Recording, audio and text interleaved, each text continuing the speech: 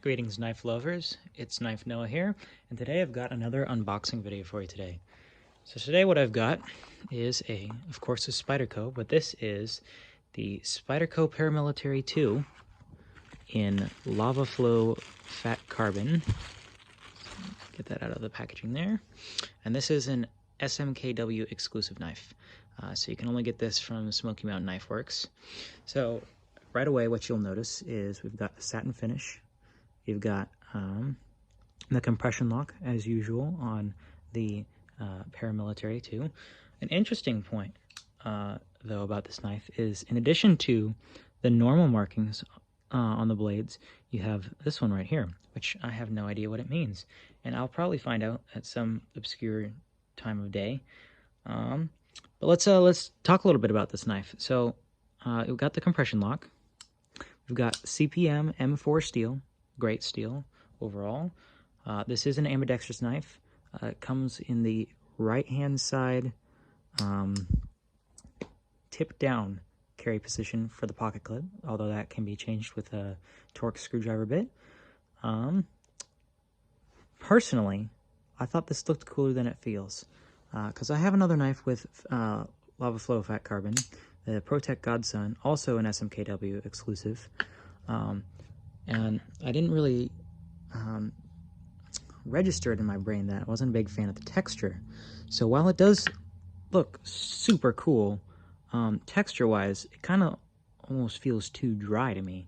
I don't really know what the best way to describe that would be, but I'm personally a bigger fan of Spyderco's G10 scales, which, you know, call me basic, but they really do fit well and feel good in the hand, which is, I think, more important than how something looks is its functionality.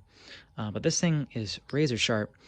In the future, I will have a best certified sharpness tester, so I'll be able to improve a little bit upon unboxing knives and just show how sharp things are straight out of the factory edge.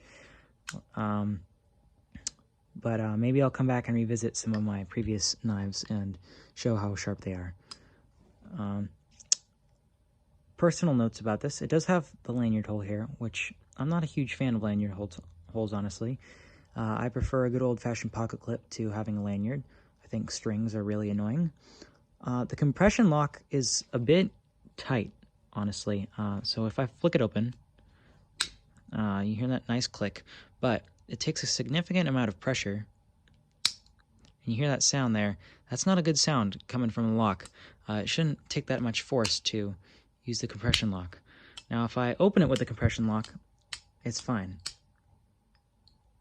But if I flick it open, like you're supposed to be able to do with Spyderco's, it has trouble closing.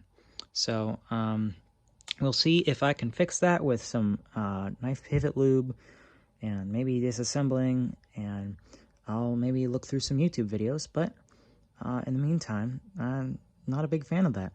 I am most likely going to switch around the position of the pocket clip, and maybe I'll get like a titanium pocket clip for this as well.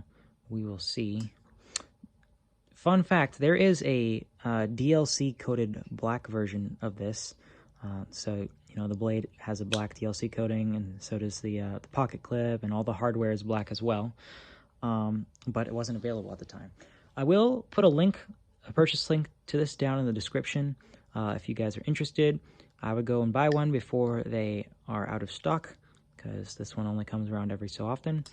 And really, the only place you can ever find knives I've found with fat carbon scales like these, or just in any other color, are either if they're special editions straight from a manufacturer, or collaborations with SMKW. They have so many different knives in special variations. It's nuts. Let's see. Is there anything else I can say about this knife? Well, I don't think length is super important when it comes to knives, at least folding knives, at least buyer-wise, unless you like to measure out sizes of things and draw an outline and see if it fits well in your hand or whatever, but that's kind of a bit overkill. So I guess I will leave that out. If you really do want to know, you can look online. It's the same dimensions as any other Spyderco Paramilitary 2. This is just the plain edge version. I don't know. I'm pretty sure they don't make a serrated version of at least this particular one. But there are certain Spyderco Paramilitaries out there with a serrated edge. This is made in Golden, Colorado, which is where Spyderco's headquartered at. One thing that I think is really funny is how they include the city, the state, the country, and then the planet. I always thought that was kind of funny. So, other contents of the box, we'll see here.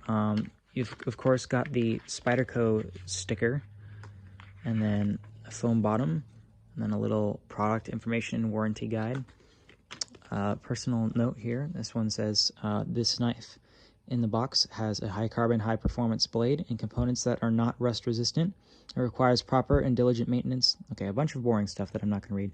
You can totally pause the video and read this if you want to. I'll read it by myself later. And then, of course, you have a little informational thank you note from SMKW and Spyderco, saying thanks for buying this collaborative version of this knife. And that's one of the things about us knife lovers, is we like to buy the same exact model of knife with lots of different tiny variations over and over again. So that is the unboxing and short overview of the Spyderco Paramilitary 2 with satin finish and lava flow scales. I hope you enjoyed the video. I hope you learned something.